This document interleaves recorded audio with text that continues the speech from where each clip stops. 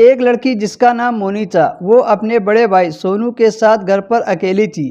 मोनी का भाई बीए की तैयारी कर रहा था और उसके मम्मी पापा गांव गए हुए थे। माँ बाप ने दोनों को परीक्षा की तैयारी करने के लिए छोड़ दिया था। मोनी और उसका भाई सोनू दोनों लोग परीक्षा की तैयारी में बहुत व्यस्त थे, पर माँ की जगह मोनी की ड्यूटी हो गई थी कि वह भाई के लिए खाना बनाकर तैयार करे। माँ बाप को गए हुए सिर्फ 3 से 4 दिन हुए थे कि एक दिन सोनू दोपहर को घर आया।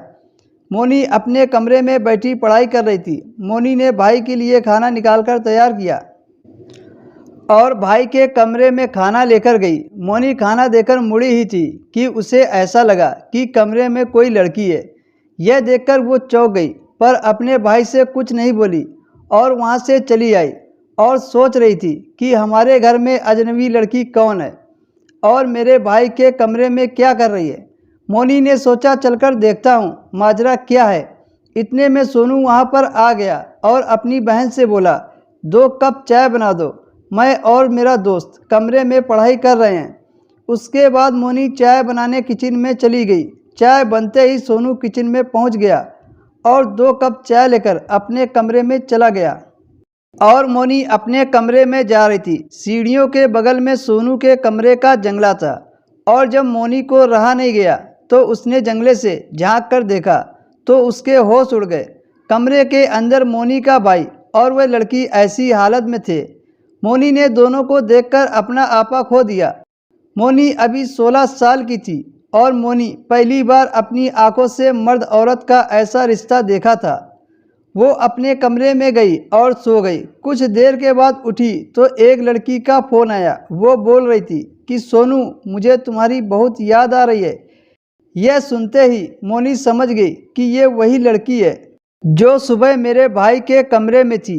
फ़ोन की घंटी सुनते ही उसका भाई दौड़कर आया तो मैंने फ़ोन काट दिया और सोने का नाटक करने लगी।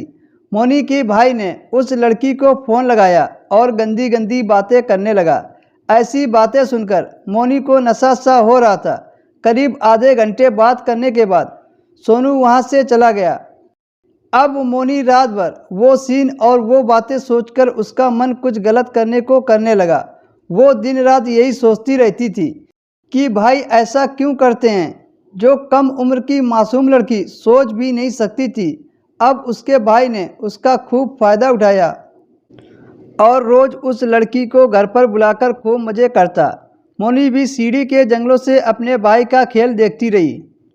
कुछ दिनों के बाद मोनी के पापा वापस आ गए। मोनी का भाई भी पढ़ाई में व्यस्त रहने लगा, पर मोनी का ध्यान पढ़ाई से धीरे धीरे हटते गया।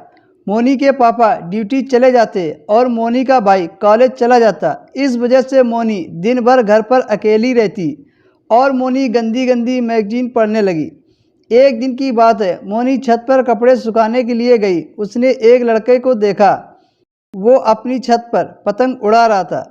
मोनी ने उसे इशारा किया। वह लड़का मोनी का इशारा समझ गया और मोनी की छत पर आ गया। मोनी ने उसका हाथ पकड़ा और नीचे ले आई और उससे लिपट गई। वो लड़का सोनू का दोस्त था। उसने ऐसी हरकत से मोनी को थप्पड़ मार दिया और बोला, अगर दोबारा ऐसी हरकत की तो तुम्हारे भाई को बता दूंगा।